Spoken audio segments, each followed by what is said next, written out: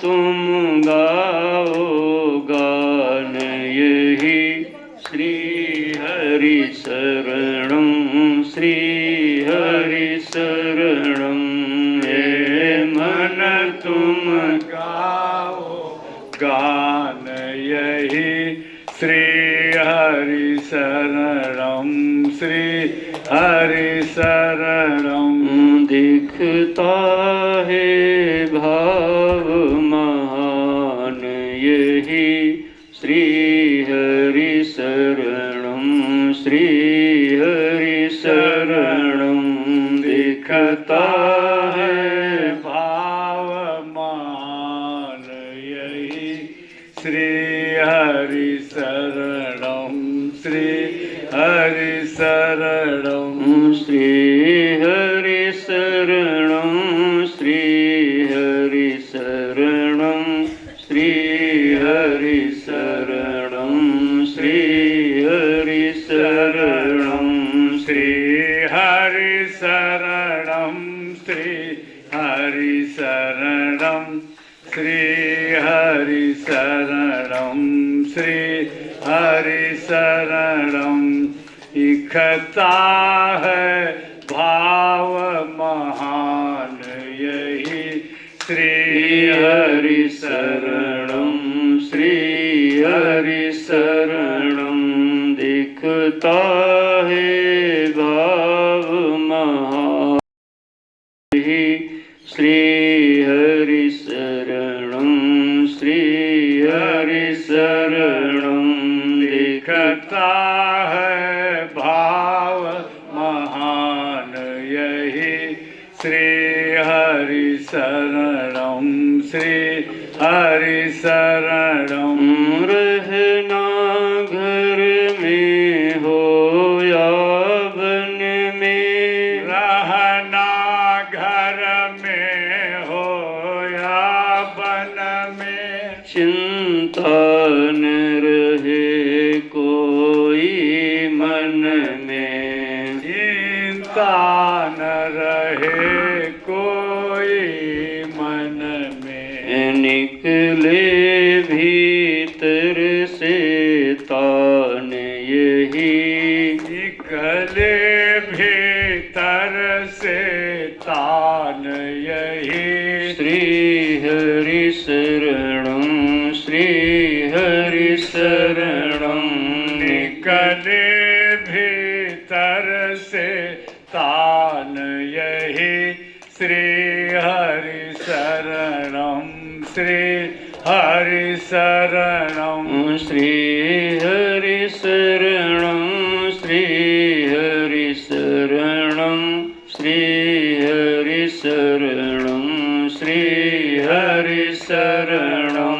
श्री हरि शरणं श्री हरि शरणं श्री हरि शरणं श्री हरि शरणं। बोलिए सीताराम भगवान की जय। हनुमान जी महाराज की जय। पूज्यपाद गोस्वामी तुलसीदास जी महाराज की जय। चित्रकूट धाम की जय। कामदगिरि भगवान की जय। ओम नमः पार्वती पतये हर हर महादेव।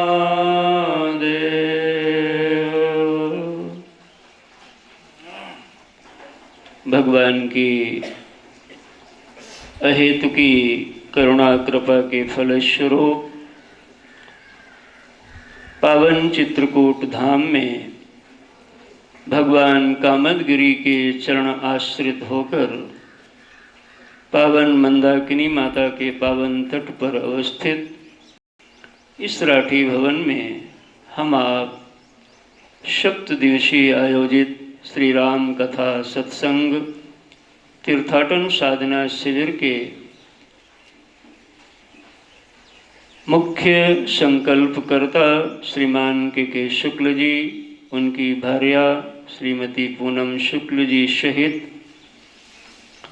आप सभी पधारे हुए भक्तों का आज सप्तम दिवस की द्वितीय इस पावन चित्रकूट धाम में बहुत बहुत स्वागत है, अभिनंदन है।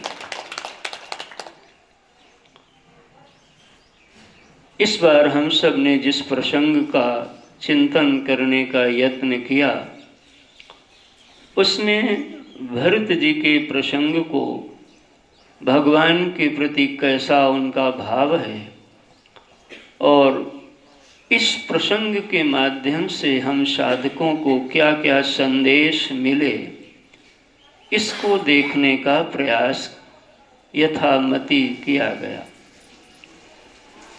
आप सबने गत सत्संग में यह देखा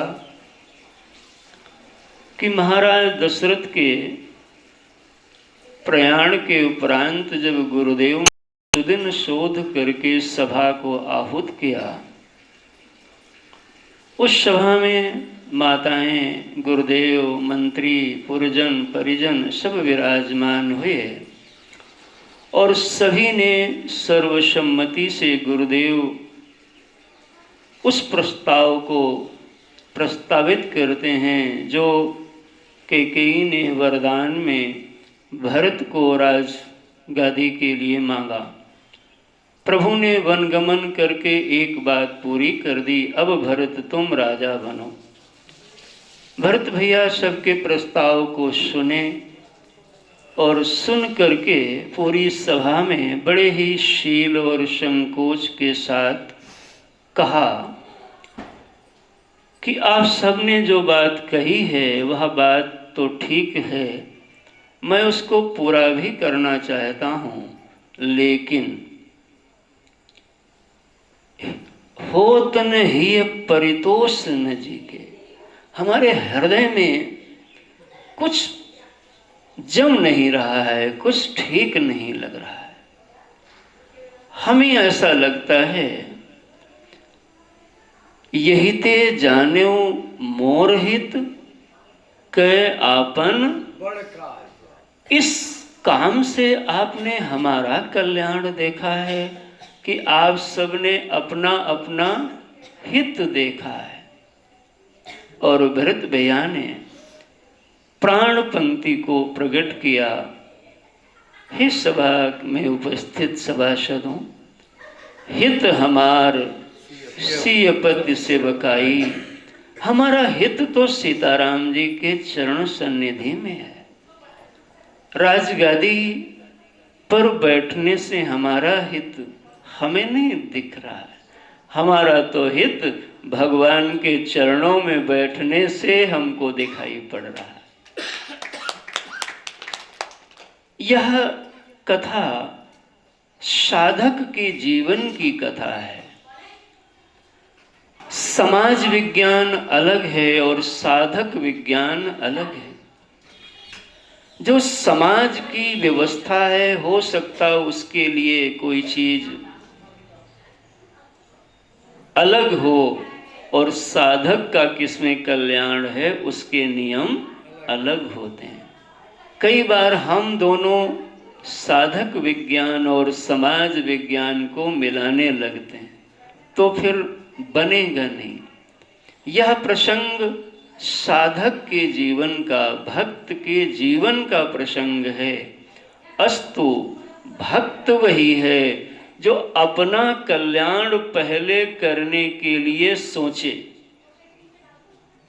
एक आदमी ने कहा मैं सेवा करूंगा। यह कथा पूज्य गुरुदेव भगवान के मुख से ऐसा हमने शास्त्रों में, किताबों में पढ़ा कि कहते हैं कि एक बार कोई व्यक्ति था, उसने कहा कि गुरुदेव मैं सेवा करना चाहता हूँ।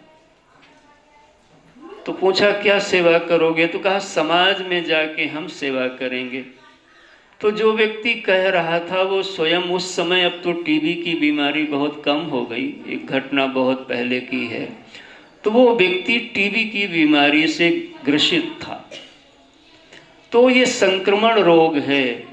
उन्होंने कहा भैया अभी तुम्हारी सबसे बड़ी समाज की यही सेवा है कि तुम अपना इलाज अच्छे से करा लो, समझो यही सबसे बड़ी समाज की सेवा है। जो व्यक्ति स्वयं बीमार है वह व्यक्ति पहले अपना इलाज करा ले, तो यह भी समाज की एक बहुत बड़ी सेवा है। और यदि आप अपना इलाज नहीं कराओगे और दूसरों की सेवा करने जाओगे तो सेवा कम करोगे, समस्या ज़्यादा करोगे। इसलिए जो हम सुधरेंगे जग सुधरेगा। सतरति सतरति सा लोकांस तारयति।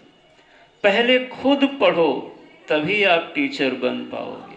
पहले खुद अपना जीवन का उद्धार करो, फिर दूसरे के जीवन का उद्धार कर पाओगे। आजकल तो कुछ कहना सुनना भी बहुत कठिन हो गया है। हमें लगता है बाबा बनना और नेता बनना ये दो काम बहुत सरल हैं। सफ़ेद कुर्ता पैजामा और सफ़ेद जूता खरीद लो। क्यों भाई संजीव जी, सुजीत जी, ठीक है ना? तो आप नेता दिख जाओगे। और लाल कपड़ा, सफ़ेद कपड़ा, काला कपड़ा ये सब ले लो तो बहुत जल्दी बाबा दिख जाए। लेकिन भैया बाहर से बनने में तो ज़्यादा टाइम नहीं लगेगा, लेकिन भीतर से रंगने में कई कई जन्म की यात्रा लग जाती है।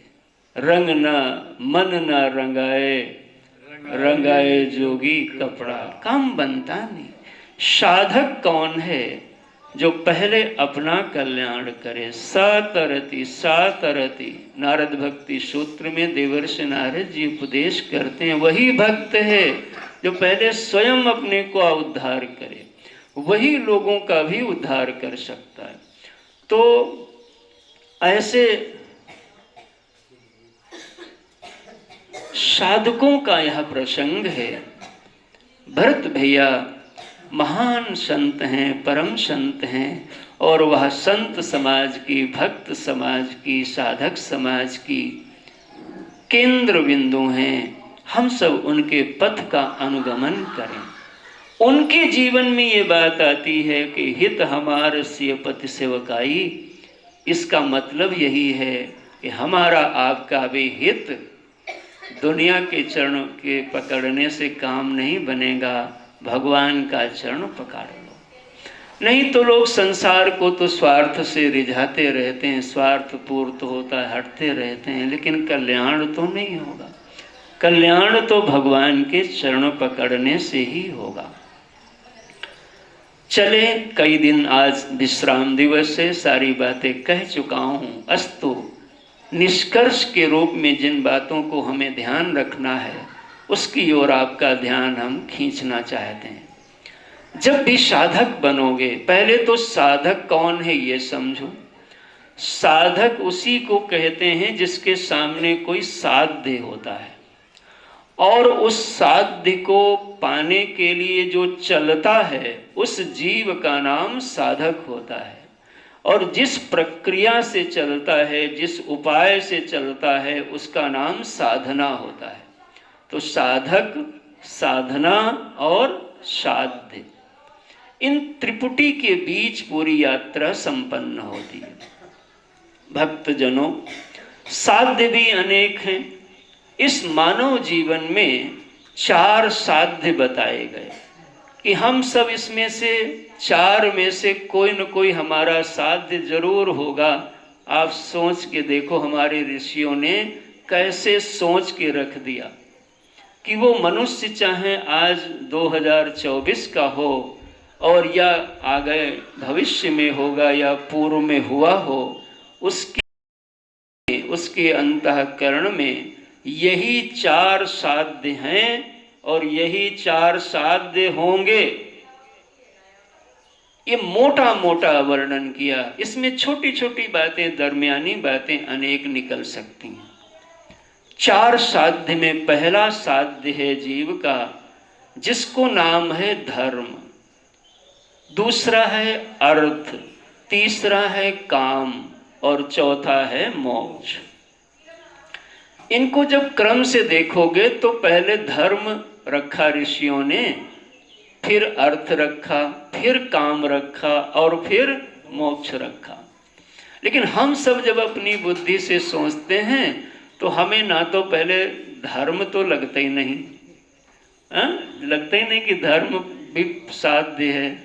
हमको ही सबको कैसा लगता है, काम चाहिए। नहीं, अर्थ भी अगर फोकट का मिल जाए, पिता ने कमाया हो या बाबा ने कमा के रख दिया हो, तो कमाने कौन मेहनत करना चाहता है, लेकिन चाहता है, अर्थ चाहता है और काम चाहता है। बढ़िया गाड़ी मिल जाए, बढ़िया फलाना मिल जाए, ढिमाका मिल जाए, तो दो चीज में प्राधान्य दिखता है। किसमें किसमें? अर्थ चाहता है और काम चाहता है। बचे कितने? कौन कौन? धर्म और मोक्ष। इनके ग्राहक ज्यादा दिखाई नहीं पड़ते। रहस्य समझ लीजिए कि जिसके ये एक मानो फल है और एक उसका जड़ है, एक कारण है और एक कार्य है, इस समझने के लिए बात निवेदन कर रहा हूं।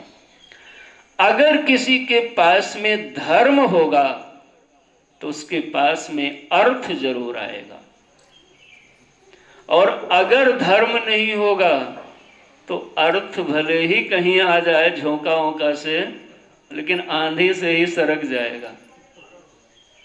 इसलिए भक्तजनों, जीवन में धर्म को पकड़ के रखिएगा, अर्थ अपने आप आपके जीवन में आएगा। अर्थ, धर्म माने होता है नीति को पकड़ के रखना, नियम को पकड़ के रखना। जो नीति को पकड़ के रखता है, नियम को पकड़ के रखता है, सही आदत, सही स्वभाव, सही कर्म को पकड़ के रखता है, समझो वो धर्म को पकड़ के रहा है, और उसके जीवन में अर्थ यानी लक्ष्मी माता की कृपा जरूर बरसेगी। महाराज, नीति क्या है? स्कूल में पढ़ाई करो, ये नीति है ना। पवित्र रहो, साफ सुथरे रहो, संयम से रहो। अगर कोई ये सब काम न करे तो क्या वो अर्थ नहीं चाहेगा? तब भी चाहेगा, सोचेगा हम तो डॉक्टर न बन पाए, कमा तो न पाए, लेकिन सुजीत बाबू कमा के रखे हैं, तो लाओ इन्हें के घर में क्या कर रहे हैं, गाँव में क्या कहते हैं, डाका डाल रहा है, ले महाराज। यानी देखो, धर्म नहीं पकड़ पाया, लेकिन अर्थ वो भी पकड़ना होगा। क्या? जो घर और बचा है वो भी बुलडोजर चल जाएगा, गलत काम करेगा। समझ में आ गई बात? चार पुरुषार्थों में देखो कितना बढ़िया चयन है। अगर धर्म आपने पकड़ लिया तो अर्थ आपके पास में कृपा से भगवान के आएगा और आप सुखी अवश्य हो जाओगे। अब तीसरा कौन है? काम, और उसके बाद था मोक्ष। काम तो सबको चाहिए, बढ़िया भोजन, बढ़िया कपड़ा, बढ़िया गाड़ी, लेकिन मोक्ष ग्राहको तत्र अभावा। कोई चाहने वाला मोक्ष का नहीं महाराज आपके अलावा।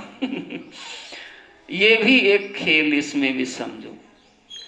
भोग का सुख वही ले पाएगा जिसके पास मोक्ष होगा। जैसे पहली बात समझनी थोड़ी कठिन थी, वैसे ये भी समझनी थोड़ी कठिन है। अर्थ उसके पास आएगा जिसके पास धर्म होगा, वैसे ही भोग उसके पास आएगा। भोग वही कर सकता है जिसके जीवन में मोक्ष हो।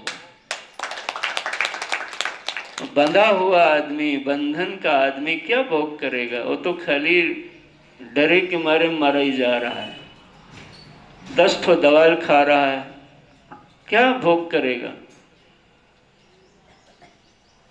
समझिए आप, ये ऋषियों ने इस पे कम से कम 7-7 दिन के अच्छे से इसका विवेचन हो तब बात खुलेगी।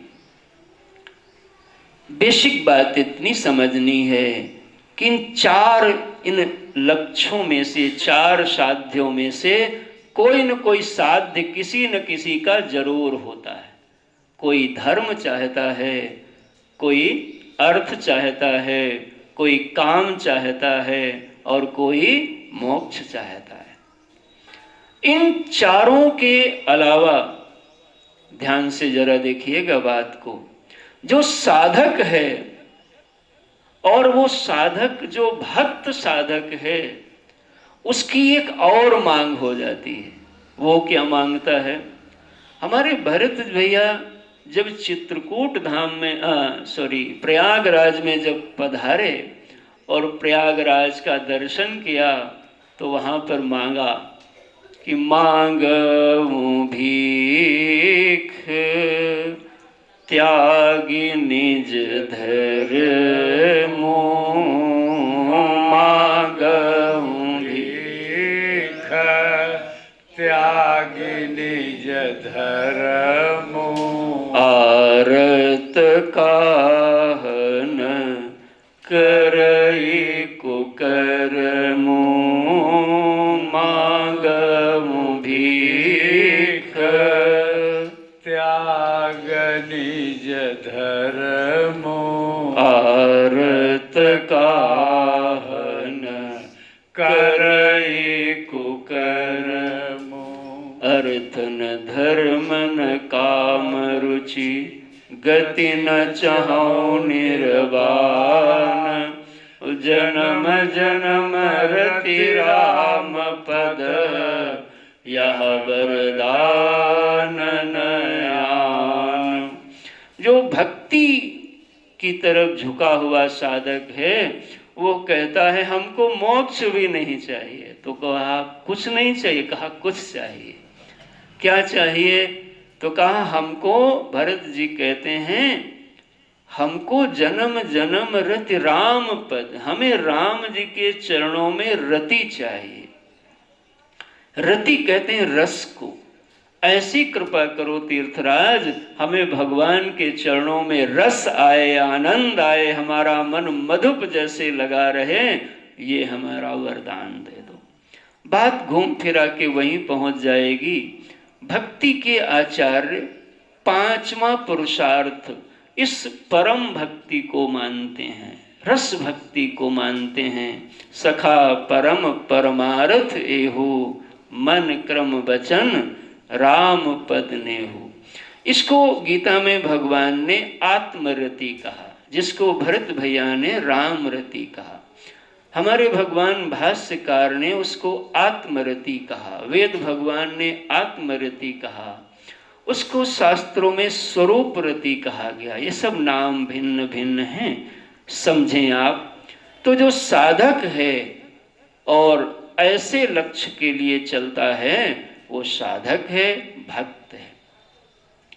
यह अवध से चित्रकूट तक आने के बीच की जो दूरी है, उसमें भरत भैया ने अपने जीवन दर्शन समाज को मानो राम कथा संदेश दे रही है कि यदि आप भगवान की ओर चलोगे तो आपके जीवन में 3 प्रधान बाधाएं आएंगी। पहली बाधा सबसे पहले जो आती है वो समाज के द्वारा आती है। आज तक ऐसा कोई वसुंधरा पर हुआ नहीं कि कोई भगवान की ओर चला हो और समाज ने कुछ कहा ना हो भला बुरा। भला तो कम ही कहते हैं, भला भी कहने वाले मिलते हैं, बुरा भी कहने।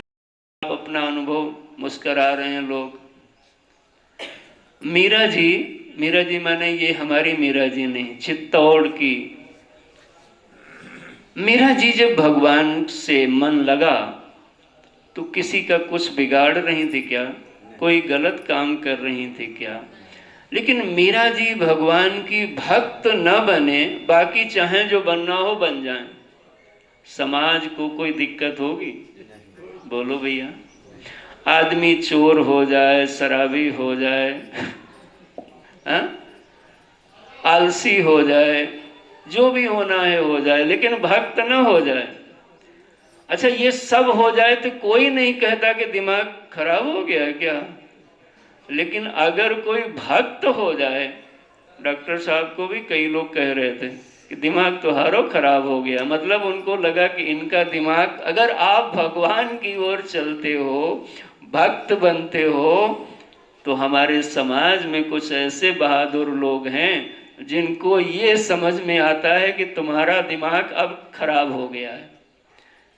समझ रहे हो? यानी सत्य की ओर चलना उनको लगता है कि दिमाग खराब हो गया।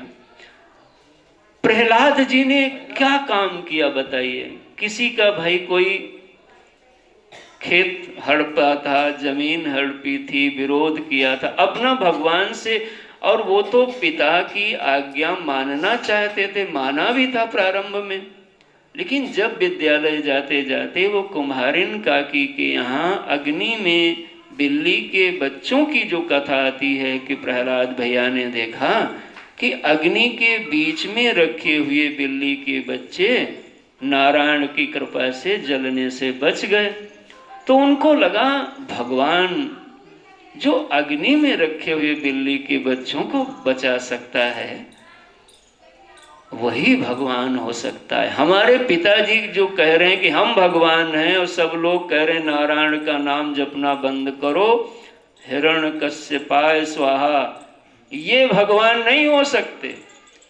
ये बात बेटा को समझ में आ गई तो प्रहलाद जी भक्त बन गए।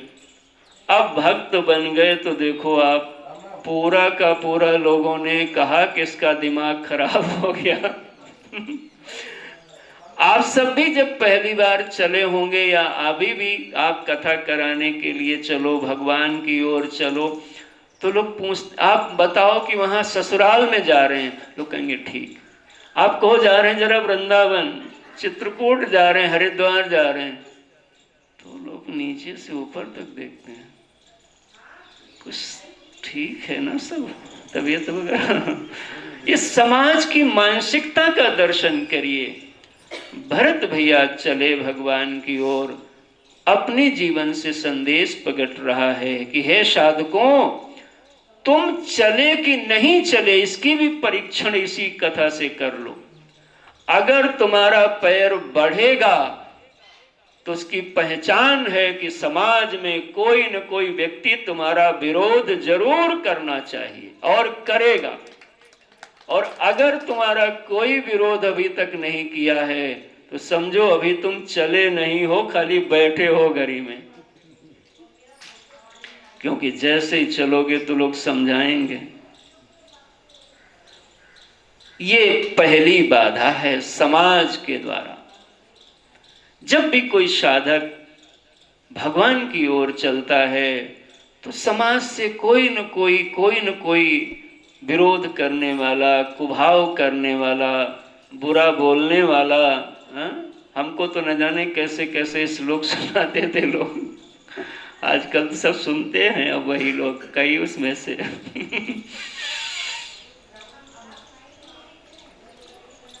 मुझे कौन पूछता था तेरी बंदगी से पहले, मुझे कौन पूछता था तेरी बंदगी से पहले, मैं तुमको ढूंढता था इस जिंदगी से पहले, मैं तुझको ढूंढता था इस जिंदगी से पहले। मेरी जिंदगी थी ऐसी जैसे खाली शीप होती, मेरी जिंदगी थी ऐसी जैसे खाली शीप होती। मेरी बढ़ गई है कीमत, तूने भर दिए हैं मोती, मेरी बढ़ गई है कीमत, तूने भर दी है मोती। मैं दर दर भटक रहा था तेरी बंदगी से पहले, मैं दर दर भटक रहा था तेरी बंदगी से पहले। मैं कुछ भी तो नहीं था, मेरी कुछ नहीं थी हस्ती। मैं कुछ भी तो नहीं था, मेरी कुछ नहीं थी हस्ती। मैं यूं भटक रहा था तूफान में हो कश्ती। मैं यूं भटक रहा था तूफान में हो कश्ती। मैं तो बुझा दिया था तेरी बंदगी से पहले।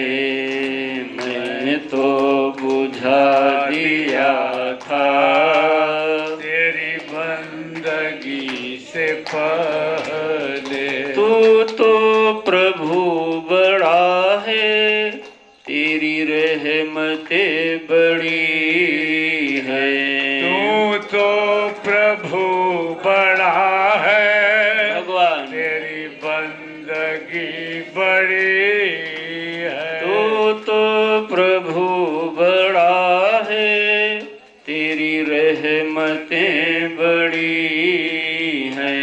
तू तो प्रभु बड़ा है तेरी रहमतें बड़ी है। तुझे क्या क्या मैं बताऊं, इस दास पर पड़ी है। तुझे क्या क्या मैं बताऊं, इस दास पे पड़ी है। न ये गीत ना गला था तेरी बंदगी से पहले। न ये गीत ना गला था तेरी बंदगी से पहले। मुझे कौन पूछता था तेरी बंदगी से पहले। मुझे कौन पूछता था तेरी बंदगी से पहले। साधक का स्वरूप का चिंतन मानो रामायण जी के माध्यम से, भरत जी महाराज के जीवन के माध्यम से हम लोगों को साधक और साधना के पथ के ये दिव्य मोती प्राप्त हो रहे हैं। साधक जब चलेगा तो पहली बाधा समाज के लोगों के द्वारा कोई न कोई अवश्य बाधा डालेगा। दूसरी बाधा, कुछ साधक हैं जो समाज के दी गई बाधा को भी पार नहीं कर पाते, बस यहीं पे अपने जीवन को फिर से उसी नाली की ओर मोड़ लेते हैं। क्या करें महाराज, हम तो भजन करना चाह रहे थे, फलनिया ने कह दिया कि भजन करने से क्या होता है, गाली बकने से सब होता है। अब हम भजन छोड़ दिए, गाली बकते हैं सुबह शाम। हम तो भजन करना चाह रहे थे और फलाने ने कहा भगवान को भजते हो, उनके भजने से क्या होता है, देखो वो उनके ऊपर चूहा चढ़ गया, वो भगवान ही कहाँ है, तो पाथर है। तो अब हम किसको भजते हैं? अब वो बताए कि पड़वा को भजा कर दो, वो भैंस है ना उसी के पड़वा को भजते हैं। बैल कहीं के, ये बहुत कमजोर मन है। साधक वो है तो आंधी और तूफान हमको न रोक पाए, वो और थे मुसाफिर जो पथ से लौट आए।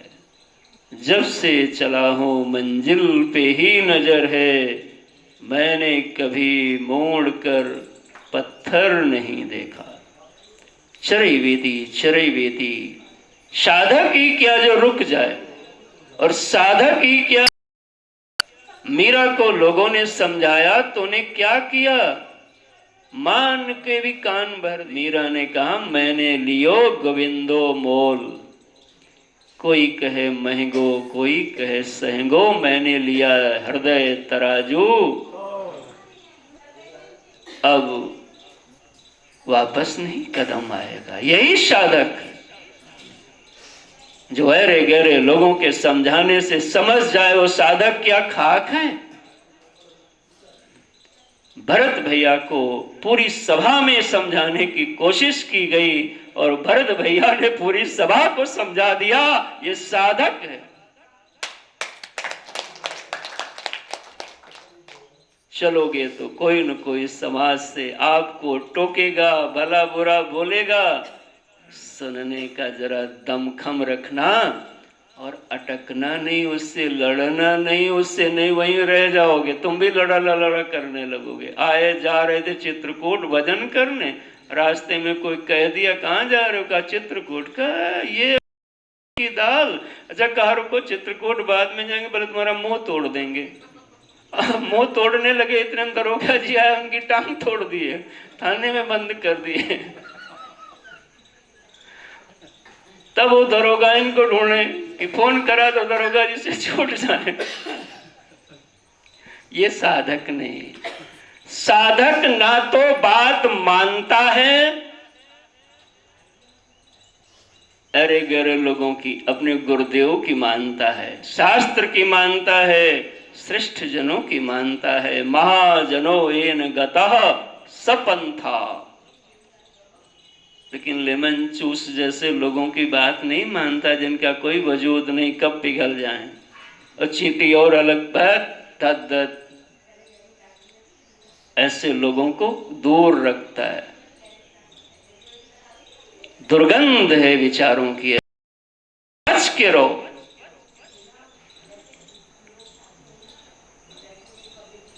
स्वाति हर जगह का जल नहीं पीती, वो पक्षी उसी नक्षत्र का, उसी श्रेष्ठ जल को पिएगा, नहीं तो प्यासी रहेगी।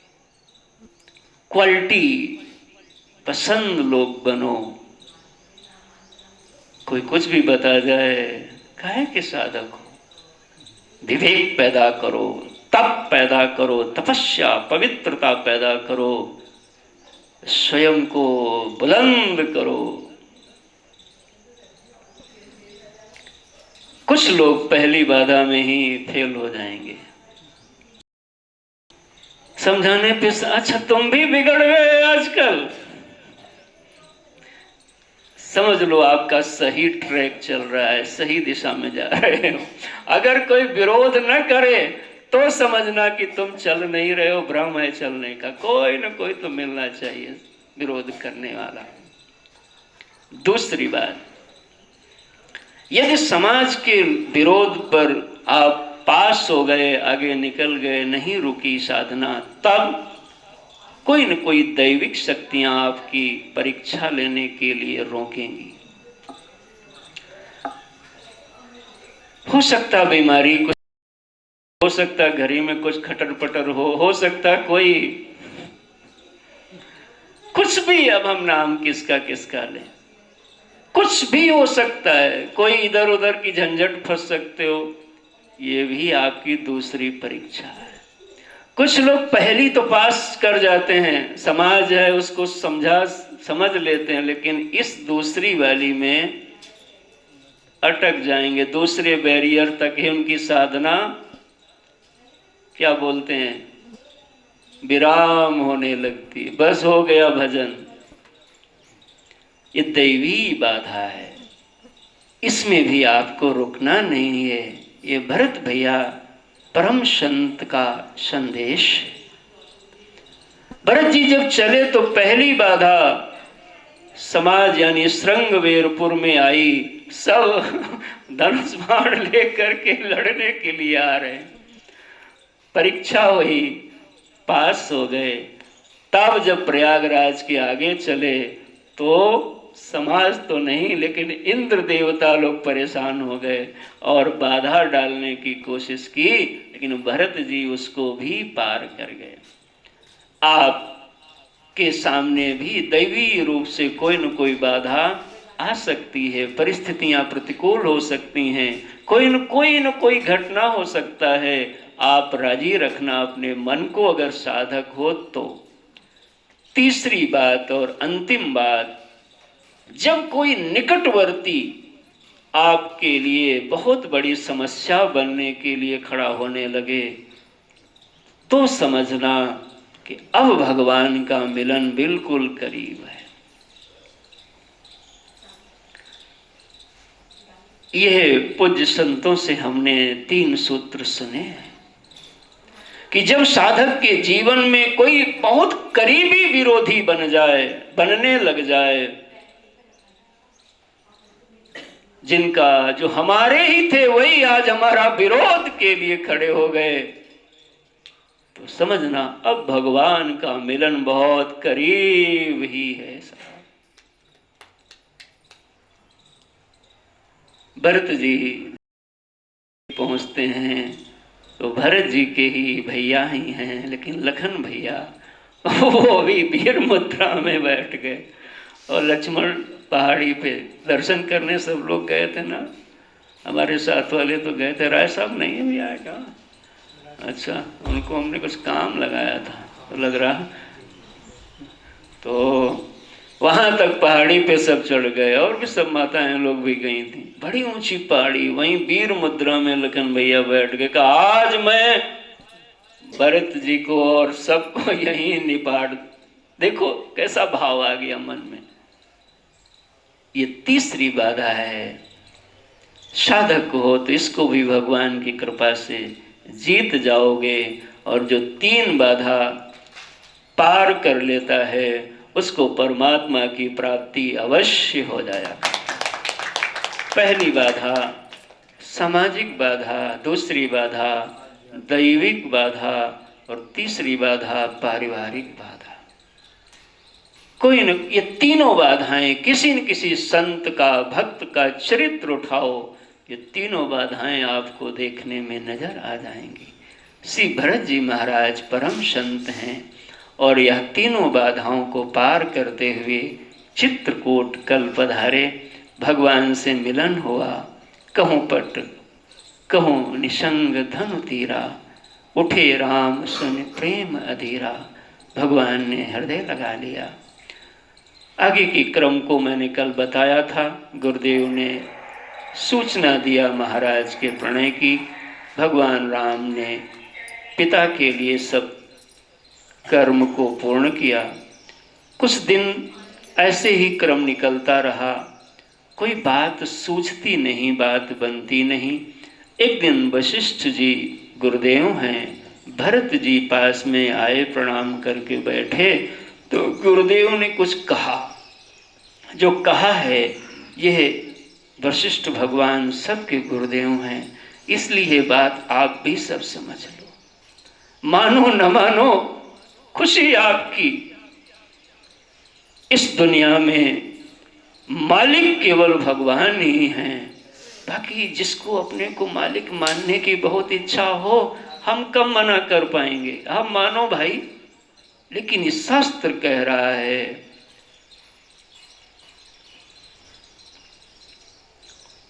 भगवान ही राजा हैं, भगवान की ही चलेगी। इसलिए राजी रहिए जिसमें भगवान की इच्छा है। जो भगवान की इच्छा में राजी हो जाता है वो भक्त भी हो जाता है और बाधाओं को पार भी कर जाता है और जीवन में सफल भी हो जाता है। आप सुधारने चल दोगे तो कई बार गलत हो सकता है, और जब भगवान सुधारते हैं तो फिर बड़े बड़ों को सुधार देते हैं। इसलिए वेट फॉर टाइम। भरत भैया बैठे और गुरुदेव बोल पड़े। 2-3 पंक्तियां दिखाता हूं जल्दी से कि करी विचारु जिय देखहुनी के। ए भरत जी, हमने जोग सिद्ध निगमागम गाई। मैंने सारे शास्त्रों का निष्कर्ष तुमको बताता हूं। सत्य संध पालक श्रुति सेतु, राम जन्म जग मंगल हेतु। समय कम है, विराम का पल है, इसलिए मैं वाणी को बहुत अति संक्षेप में बात कहूँगा, आप उसको ठीक से हृदयंगम करें। नीति प्रीति परमारथ स्वार्थ को न राम सन जान जथारथ। विधि हरि हर रवि, विधि हरि हर शशि रवि दिशिपाला। माया जीव करम कुलि काला। अहिप महिप जहाँ लगी प्रभुताई। जोग सिद्धि निगमागम गाई। करि विचारु जिय देखहु नीके। राम रजाई शीस सबही के। दुनिया में ऐसा कोई नहीं है, मैंने भरत जी शास्त्रों में और समाज में देखा है, जो भगवान की इच्छा को मिटा दे, ऐसा कोई जरूरत किसी भी जीव में दिखाई नहीं पड़ती।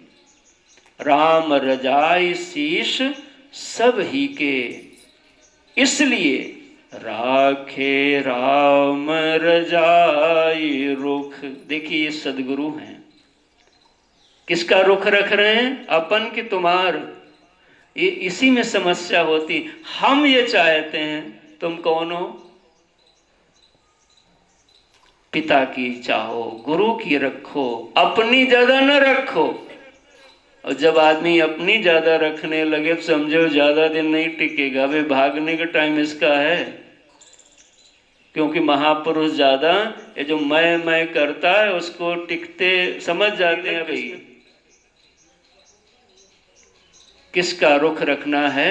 सदगुरुदेव भगवान का, भाई का, भैया का, माता का, पिता का, शास्त्र का। राखे राम रजाई रुख, हम सब कर हित होई।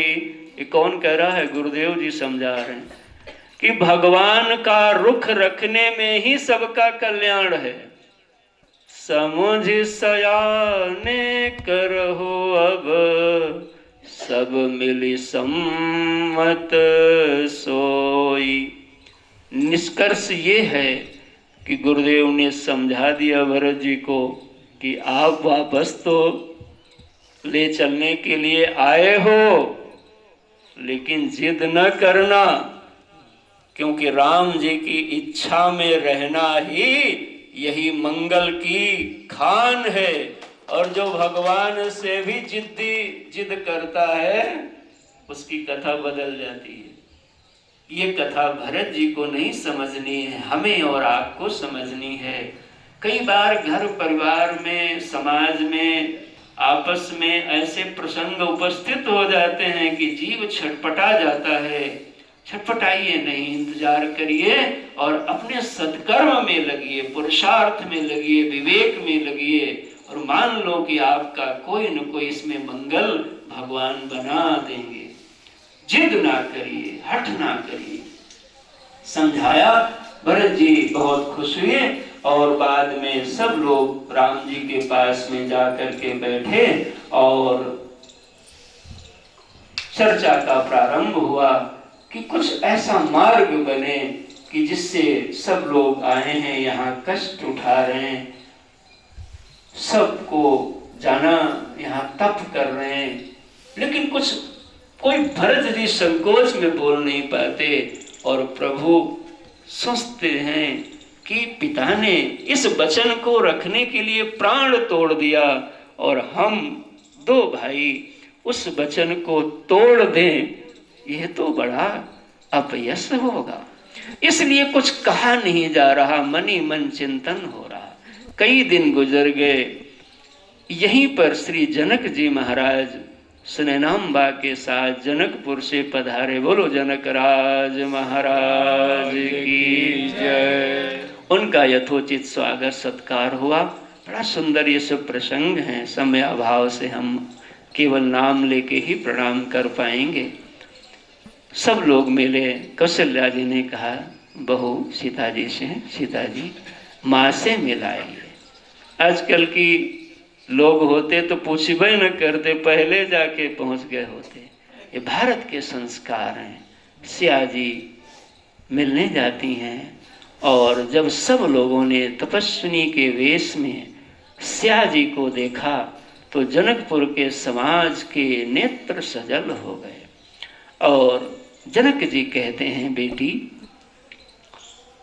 गंगा ने तो केवल अपनी धारा जहां जहां से निकाला वहां वहां को पावन किया, लेकिन बेटी तुम्हारे जीवन ने तो पूरे लोक मंगल को ही पावन किया। तापस वेश जनक सिय देखी, तापस वेश जनक सिय देखी, भय प्रेम परितोषु विषेखी, भय प्रेम परितोष विषेखी, पौत्री पवित्र किए कुल दो, पुत्री पवित्र किए कुल दो, सुजस धवल जगु कह सबको, सुजस धवल सब कह सब उदिति सुर सरि कीरति सरि तोरी,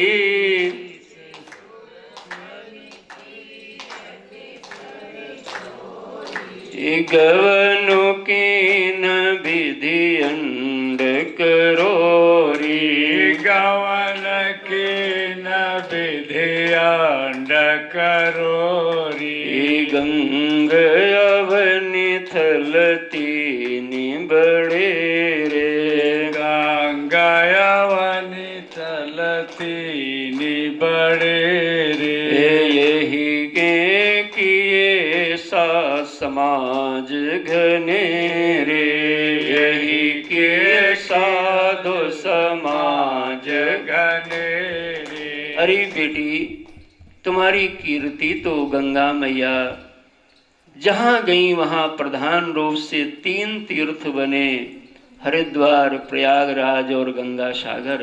लेकिन आपकी निर्मल यश कीर्ति लोक में संतों के रूप में अनेकानेक तीर्थों का निर्माण कर दिया। अर्धांगिनी का मंगल पति के साथ ही है, इसलिए यदि पति राजा बने तो आप रानी बन जाओ, और पति वनवासी बने तो आप भी साथ में तपस्विनी बन जाओ। जो पत्नी पति का अनुगमन करती है वह पत्नी सर्वदा सुख पाती है और मंगल होता है उसके जीवन का। इसलिए भारतीय समाज में पत्नी वही धन्य है जो अपने पति का अनुगमन। आपका पति अमीर है तो अमीर जैसे रहिए, और आपका पति गरीब है तो गरीब के जैसे रहिए। पति का अपमान, पति का यह सर्व पाप की निशानी है, और उसकी आज्ञा और सेवा में रहना यही स्त्री के लिए सबसे बड़ा पातिव्रत धर्म है। सिया मैया भगवान की जैसी स्थिति है वैसी रहते हैं। ब्याह के तो आई थी चक्रवर्ती सम्राट की बहू बन के, लेकिन परिस्थिति बदली तो आज साथरी पर, वन में, जंगल में, कुटिया में, झोपड़ी में जैसी स्थिति है उसमें सहज होकर के सुखपूर्वक निवास करते। इधर धीरे धीरे क्रम चला, काफी दिन हो गए। 5 दिन तो भरत जी सब तीर्थ आदि देखे, यहाँ सब दर्शन जैसे आप सब ने किया। इधर देवता लोग भी सोच रहे थे जल्दी से भरत जी जाएं तो हमको भी जरा चैन आए कि राम जी वापस नहीं जाएंगे। सबको अपना अपना ध्यान है, तो इधर उच्चाटन कर दिया सबके मन में। अब सबको घर की याद थोड़ी थोड़ी आने लगी। हमार मटर छीली पड़ी होगी, वो कहे हमार तो पानी खेत में लगाना है, कोई कहे हमें तो थाने पे ड्यूटी भी देनी, कोई कहे हमें दुकान खोलनी, कोई कहे हमारी तो कोचिंग बंद है, कोई कहे हमें तो भैया ड्यूटी जाना है। सबको याद आने लगी। इधर एक दिन बहुत कुछ जब नहीं निर्णय बन पाया, तब जाकर के सब लोगों के पास में एकमात्र हुआ भगवान बोल पड़े और कहा, भैया आप अनेक प्रस्ताव दिए, हम भरत और लखन जंगल चले जाएं, भरत और शत्रुघ्न जी जंगल चले जाएं और सीताराम जी लखन नगर में रहें। विकल्पों पे विचार होने लगा, लेकिन यह बात नहीं बनी। विकल्प यही था कि जो पिता ने आज्ञा दिया, पिता की बात को पालन करना है। आप भी इन कथाओं के माध्यम से यह सुने, श्रेष्ठ के निर्णय में विकल्प न लगाइए। जो श्रेष्ठ ने निर्णय दिया वही सबसे बड़ा विकल्प है, उसको पूरा कर डालिए। इसलिए राम जी ने कोई परिवर्तन का मन नहीं बनाया और कहा, भाई आपको हमारे बिना अवध में दुख है और आपके बिना हमें भी यहाँ दुख है, लेकिन भाई भाई संपत्ति बांटते हैं। आओ हम भाई भाई मिल करके आज विपत्ति बांट लें। 14 वर्ष के लिए भरत जी समझ गए, क्यों गुरुदेव ने समझा दिया था, राम जी की इच्छा में ही रहना, इसी में मंगल होता है। तब भरत जी ने कहा, प्रभु अवधि भर जब तक आप 14 वर्ष यहाँ रहेंगे तब तक के लिए अवध की जिम्मेदारी का कुछ संकेत हमें कैसे हो। भरत जी को भगवान संकेत करते हैं और बात समझ में आ गई और भगवान ने संक्षेप में उपदेश दिया कि मुखिया मुख सोचाहिए, खान पान कहूँ एक, पाले पोषे सकल अंग, तुलसी सहित विवेक। सर्वस इतनोई, इतना ही राजधर्म है कि जैसे मुख सब भोजन आदि को ग्रहण करता है लेकिन सारे अंगों को शक्ति प्रदान करता है, ऐसे ही राजा को सबका ध्यान रखना चाहिए।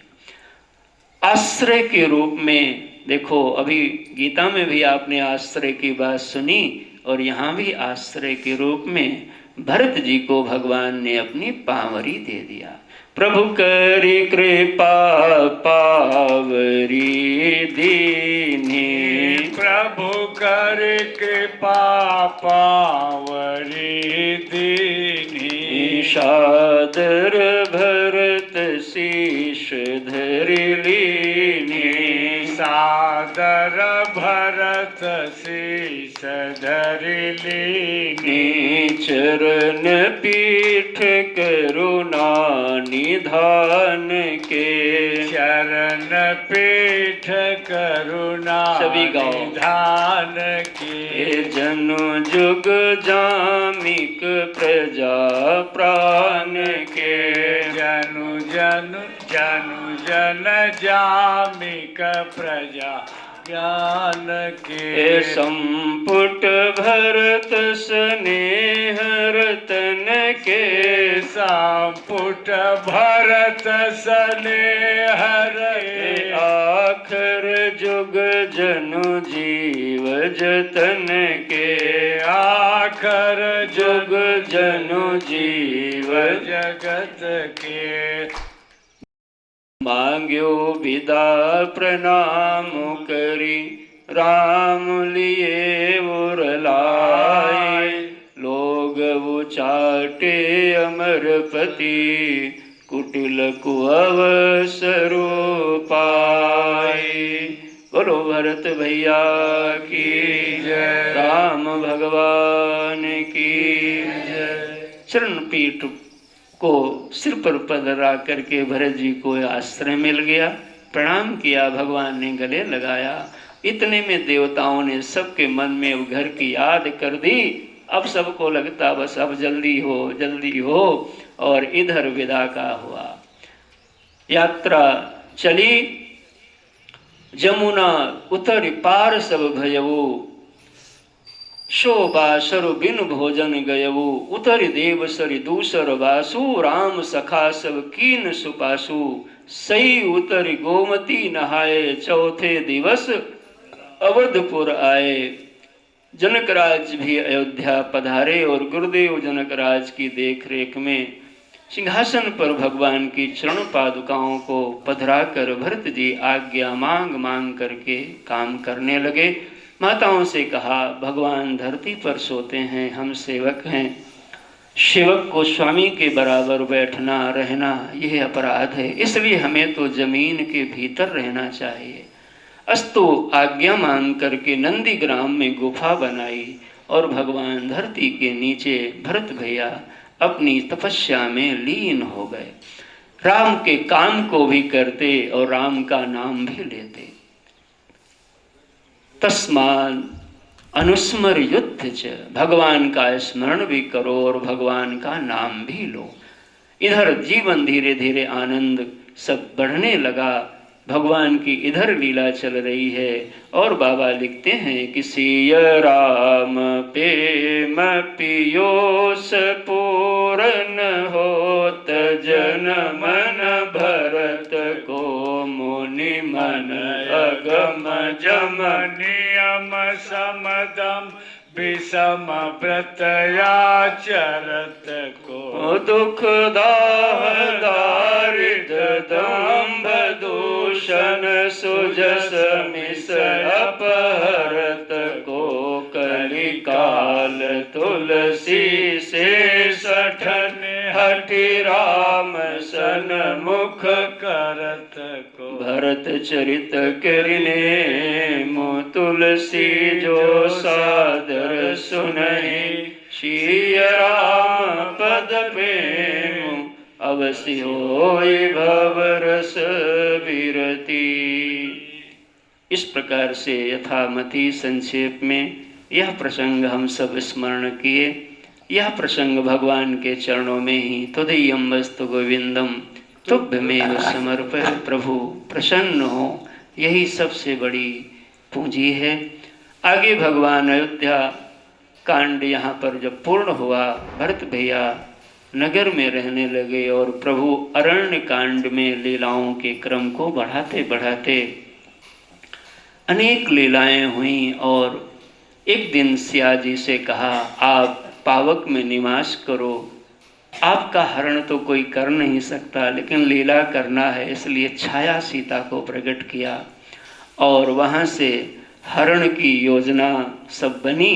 अंत में रावण का उद्धार हुआ और भगवान सीता जी को ला करके अग्नि के माध्यम से पुनः मूल सीता जी को प्रकट कर अवध और भगवान राजा बन गए। बोलो राजा रामचंद्र भगवान की जय। राजा बने रघुरैया अवध में बाजे बधैया, राजा बने रघुरैया अवध में बाजे बधैया। मौसम दीन दीन हित तुम समान रघुवीर, अस विचारी रघुवंश मणि हरहु विषम भीर, कामिहि नारी पियारी जिमि लोभी प्रिय जिमि दाम, तिमि रघुनाथ निरंतर प्रिय लागौ मोहि राम। यत्पूर्वं प्रभुना कृतं शुकविना श्रीशंभुना दुर्गमं, श्रीमद् रामपदाब्ज भक्तिमनिशं प्राप्तयेतु रामायणं, मत्वा तद् रघुनाथ नाम निरतं स्वान्तस्तमः शान्तये, भाषाबद्धमिदं चकार तुलसी दासस्तथा मानसं, पुण्यं पापहरं सदा शिवकरं विज्ञान भक्तिप्रदं, मायामोहमलापहं सुविमलं प्रेमाम्बुपूरं शुभं, श्रीमद् रामचरितमानसमिदं भक्त्या अवगाहन्ति ये, ते संसारपतङ्गघोरकिरणैः दह्यन्ति नो मानवः, वर्णानां भारतसङ्घानां रसानां छन्दसामपि मङ्गलानां च कर्तारो वन्दे वाणी विनायको। बोलो सीताराम भगवान की, हनुमान जी महाराज की जय, चित्रकूट धाम की जय, आज की आनंद की जय। ओम पूर्णमदः पूर्णमिदं पूर्णात् पूर्णमुदच्यते पूर्णस्य पूर्णमादाय पूर्णमेवावशिष्यते। ओम शांति शांति शांति।